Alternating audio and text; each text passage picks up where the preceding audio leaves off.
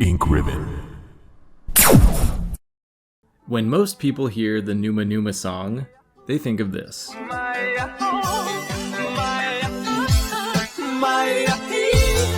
When I hear the Numa Numa song, I think of this. Today we are here to pay homage to the early pioneers of the Resident Evil online community. Being a Resident Evil fan in the 90s and the early 2000s was a little bit weird because you really kind of felt like you were the only one who liked Resident Evil. At least that's how it was for me, because I never heard anybody talk about Resident Evil the way they talked about more popular games like Mario or Sonic or Tetris. In the early days of the internet, fandoms didn't really have many options. Before social media like Facebook and YouTube and Twitter and all these places where everything kind of converges into one place, you had to search the World Wide Web to try to find things that were specific to your interests. My personal go-to was ResidentEvilFan.com. There were other Resident Evil fan sites, but I remember spending so much time looking at pictures, reading forum discussions, and of course, the famous Caption This section, which just had the most hilarious captions over images from the game, and I remember literally spending hours laughing at them, and even submitted my own and tried to watch and see if I could get the most votes. It was the early stages of what would later be called Resident Evil memes. Hey, I got a question. What happens when you get itchy balls? If you think my attitude stinks, you should smell my underwear. Don't you ever lay a finger on my butterfinger. Give me the ring! No, it's my precious! Thinking the gun might not be enough to scare Steve, Claire starts speaking in Japanese. Let me out! I didn't mean to kill her. The knife just slipped 67 times. You smart-ass pigeon, you think you're better than me? No, Forrest, calm down. He's not worth it. Jill, stay absolutely still. There's a fly on your hat. We don't take kindly to shoplifters here, ma'am. Use the force, Carlos. Someday, my prince will rescue me from this tour. She thinks a restraining order will keep me away, then she doesn't know Leon Scott Kennedy. Sadly, that part of the site is no longer functional, but thanks to the Wayback Machine, I was still able to see the gallery, and it's crazy to see this again after almost 20 years. I mean, all of this is crazy nostalgic. Check out the download section where you can get wallpapers and even Winamp skins. You remember those? It's so nostalgic, and it just made me smile when I found this again. It was kind of fun to see the cringy way that people talked back then because it was the 2000s. And some of the stuff they said back then is not really okay to say now. It was a different time. And if you don't believe me, in 5 years from making this video, Resident Evil as an entire franchise is going to be 30 years old. 3 decades. It was literally a different time. Oh, don't turn 30. We're all slowly marching towards death. The next site was DeviantArt. There was so much to see and do, and a real community was built around many franchises, which of course included Resident Evil. There was photography, screenshots from the game, short stories, animations, and tons of Resident Evil fan art. And the cool thing is, DeviantArt is still alive and well. It has been there this whole time, not bothering anyone. It's like the Canada of social media websites revolving around images. It has not bothered anyone. It is just there, and you can still view it from today. Although, I am kind of bummed that you can't search by year, because there's really old stuff that I would like to find again, and unless I favorited it, I'd have to search and search for days. So if any of you know how to search for super old stuff on DeviantArt, please let me know in the comments. Thank you. I went back to my favorites to see what I was looking at in those days, and I was not disappointed. This image always stood out to me because we actually got to see Nemesis smile. I remember spending so long looking at this 3D model of Jill and wishing I could make 3D models like this one day. And guess what? Now I can. Here's the character from a game I'm working on. I also remember a user by the name of Practical Al who was really into Code Veronica and actually chatted with me once in a while. And I felt so cool because they had a big following and I felt like I was talking to someone famous.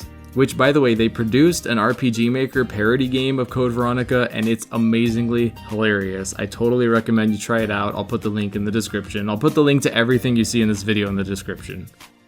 But anyway, I was seriously on DeviantArt all the time back in those days, and this has just brought so much happy nostalgia back, and I hope not just for me, but for you too. Aside from this, there were a few but amazing Flash animations we got on sites like DeviantArt and Newgrounds. I remember dying of laughter at the animations done by Joseph Blanchette. If you want a sample, here's a few clips from them. Wait! Don't go!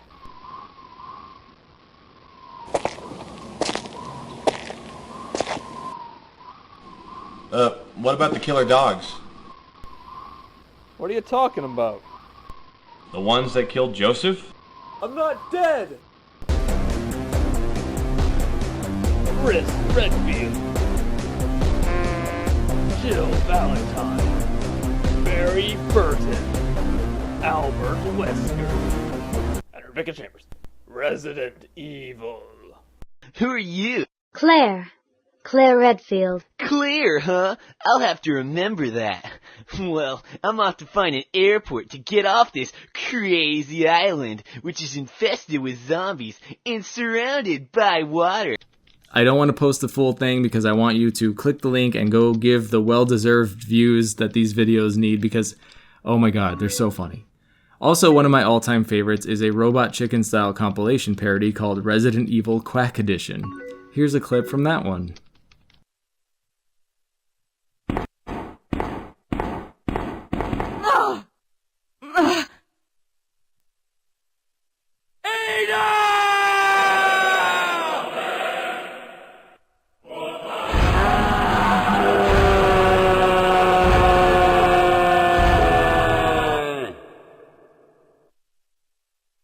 Run! And lastly, to close off this video, we come full circle back to YouTube. In the early days of YouTube, there were maybe a couple channels that talked about Resident Evil, but there was only one that was animated and funny, and that is none other than the one, the only, Shadowleggy. She was doing this before you could make money on YouTube, purely out of love, and she made these animations using MS Paint and Windows Movie Maker of all things. And I know I speak for anyone who watched her videos when we say they were the best thing to happen online for a Resident Evil fan at the time.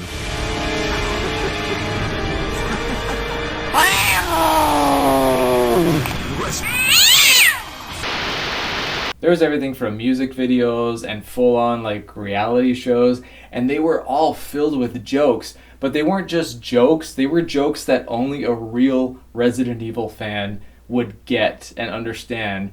And seeing those, it just made me feel so validated, I don't know, understood, connected.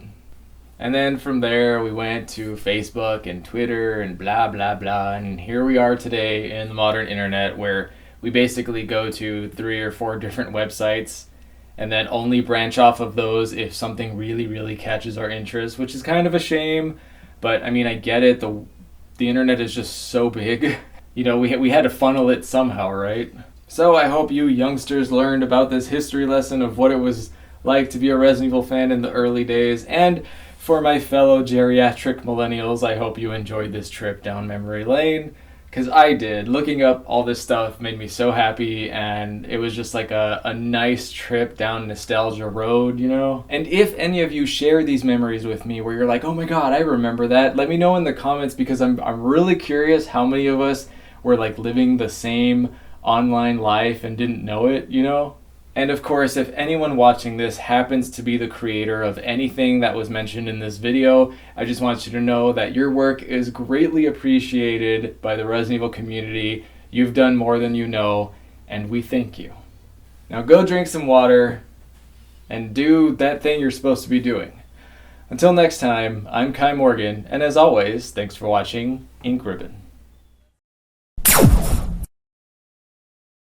And a very special thank you to all of my Patreon supporters and YouTube members. Your extra support means the world to me and helps me keep making content for you guys.